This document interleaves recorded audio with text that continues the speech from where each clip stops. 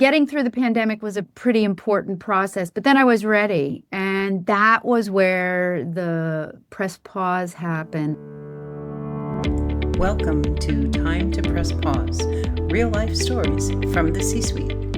I'm your host, Ellen Williams, CEO of The Salient Strategist.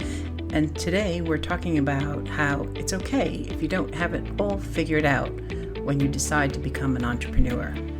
I'm speaking with Barbara Lange, who is principal and CEO of Kibo 121, a boutique consultancy firm focused on guiding media tech organizations on their path to sustainability. This includes understanding each client's unique needs and interests to develop a plan of action that accomplishes those goals.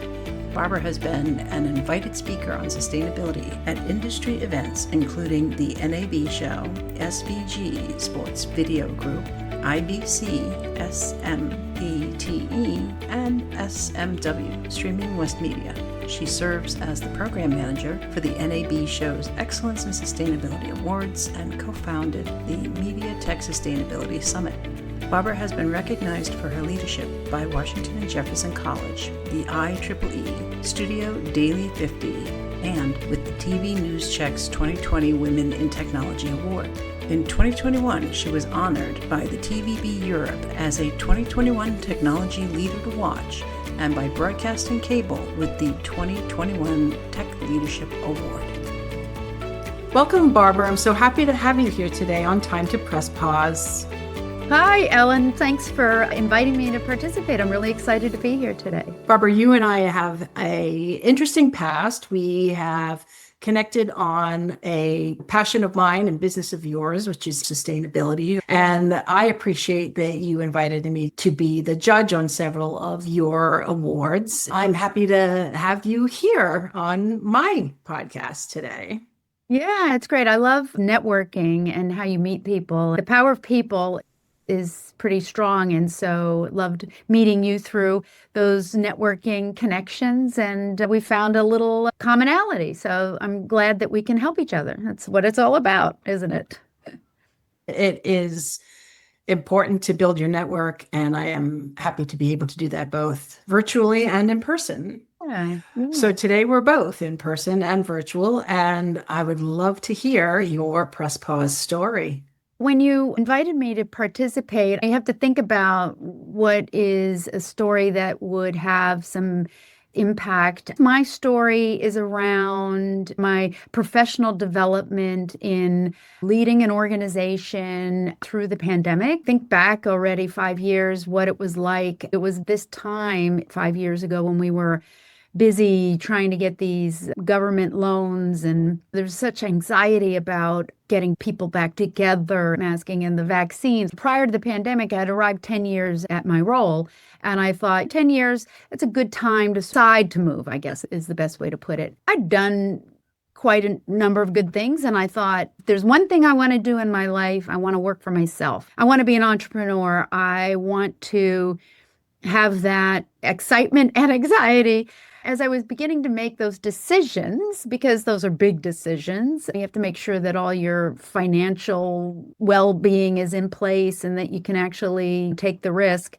The pandemic hit and I couldn't do it then. This was a period of complete anxiousness. I devoted myself to helping the organization get through that period. It wasn't just about getting those government loans, which were very helpful, but also there to help the staff team navigate. I felt it was super important to be there for each other. And the only way you could have done that was through virtual means, right? It's not the same, but we did survive, and maybe even a little bit stronger. We did our first online conference completely online that year. It really brought out a different part of us because we couldn't meet in person. Getting through the pandemic was a pretty important process, but then I was ready. And that was where the press pause happened. I was ready to leave, and I think my organization was ready for me to leave too.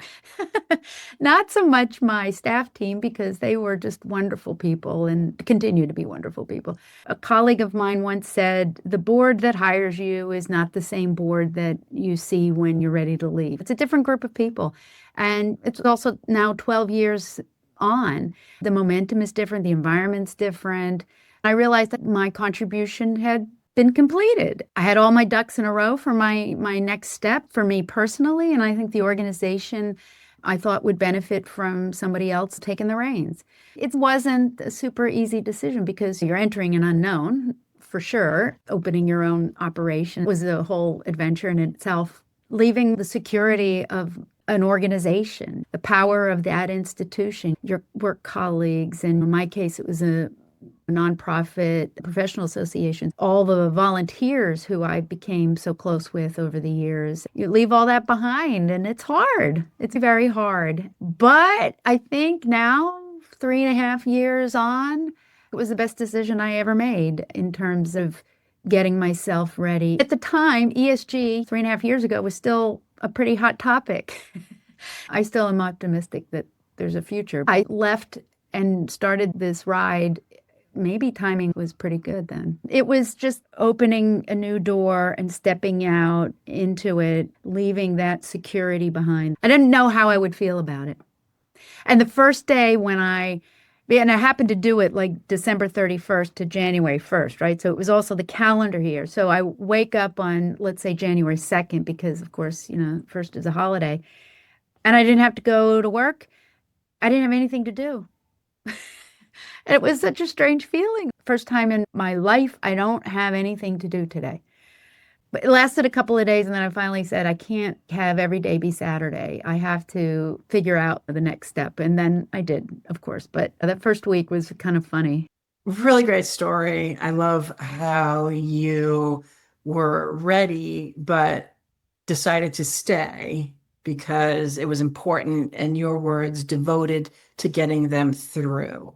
And I think there's value in that. Even when you're thinking about leaving, there's integrity around staying because you see the need. How long was the pause between when you left that organization? You had that week of, okay, now what do I do? When did you start your organization? I had a period of transition, and I would say the period of transition was probably 6 months. The reason is, as much as you prepare, you're not getting a paycheck anymore. That first pay period where I didn't get a paycheck was like, what have I done? I had to get my head around the fact that now I'm my own paycheck. I took a few projects. They weren't in sustainability. I understood enough about sustainability that was the direction I wanted to go, but I was certainly not super educated. So I had to spend time doing my homework. I took projects, and I happened to fall into taking a 6-month interim executive director position for a completely different industry. I think it was good because it did two things. Number one, it gave me a paycheck for 6 months. It also said, I don't want to do executive director job anymore. I learned a lot because it was in the legal profession. It was a completely different world than I was used to. But I also learned that the decision to go out on my own was the right one. I don't want to do this kind of job anymore. By that time, 6 months in, spending time doing that job, but also my homework, I finally had what I felt I needed to step out in this sustainability role. When I launched my business, there weren't that many people talking about sustainability. It wasn't in the media tech sector where I was. And so I was starting, especially here in the US, was sort of to waving this flag. And so I was alone. And to some degree, I'm still one of few people waving the flag around sustainability in the media tech sector. And so because of that, I got well known as that person. Through referrals, I started getting jobs in the sweet spot where I wanted to find myself. Everything happens for a reason. That 6-month job was enough to fix my paycheck anxiety and say, it's okay, you did the right decision to move into this sole proprietor and entrepreneur thing. Interesting.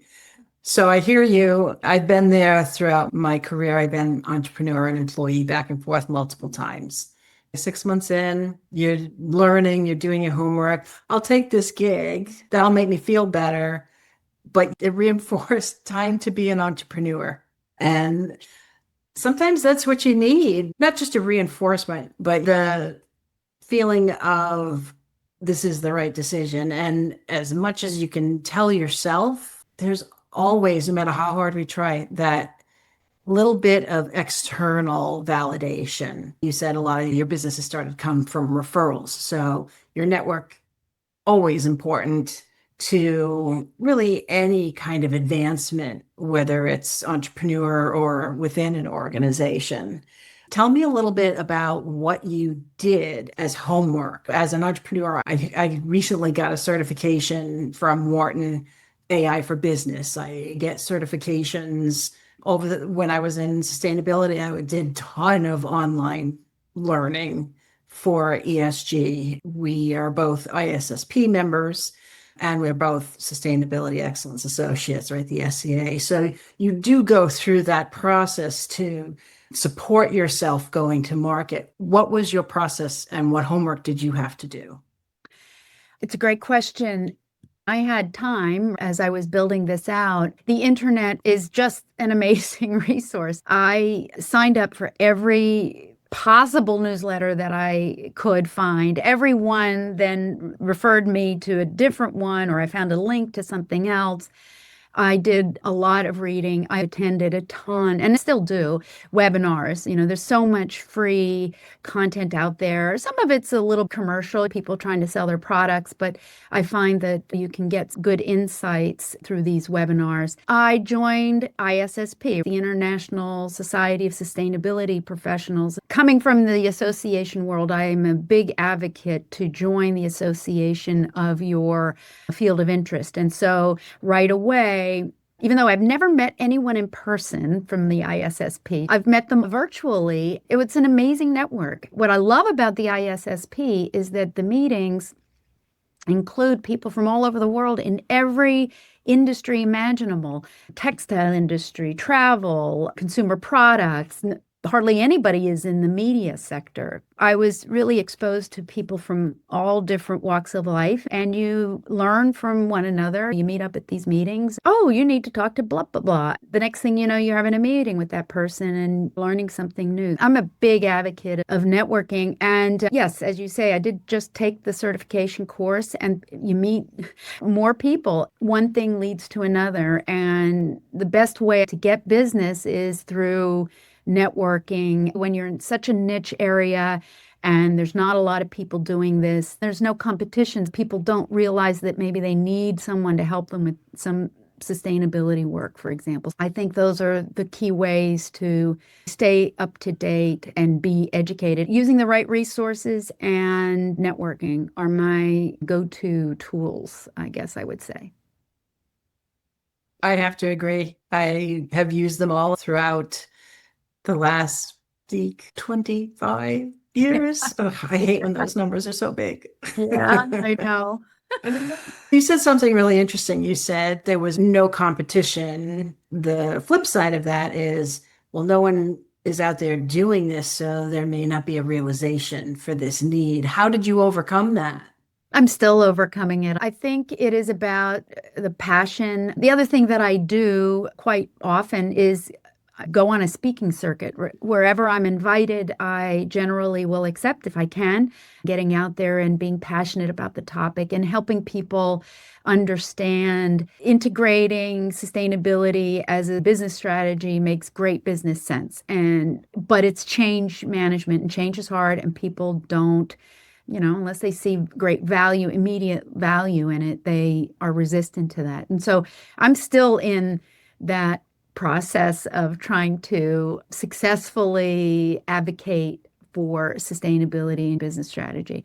I know it's a process, and it will become something in the near future, because the underlying mechanisms of ESG advocacy and changing from a fossil fuel-based environment, renewable energy is already happening.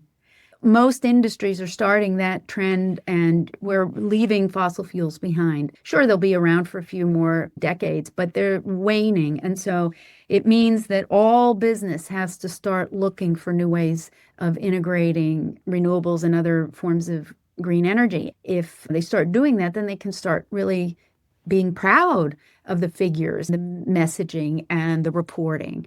And that's where I think I slide in again. So I guess I'm in a holding pattern for all that to happen. Talk to me in a year or two and see if I was right. I think you're right.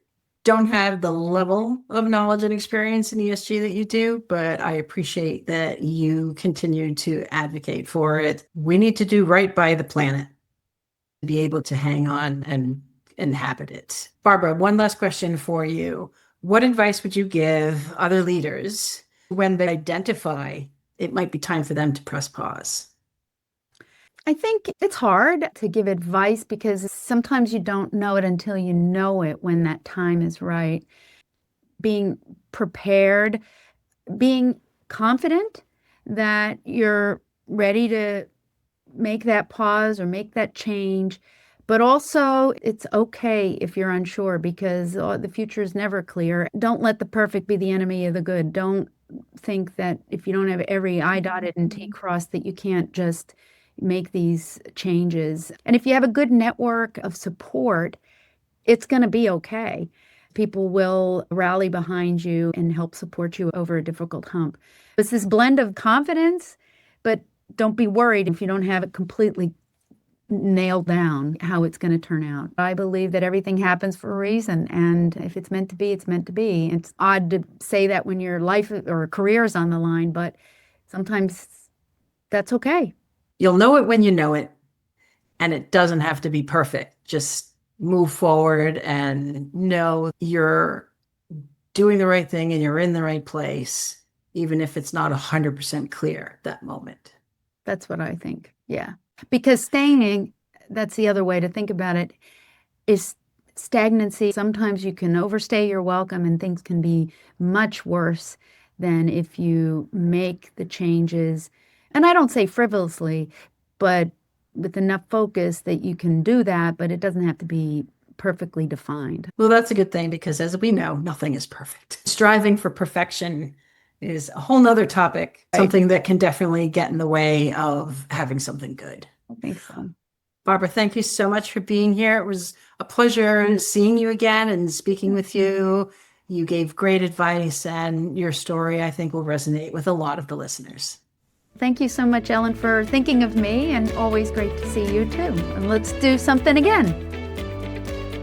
Thank you for listening to this episode of Time to Press Pause. If you're interested in learning more about Barbara, visit kibo121.io.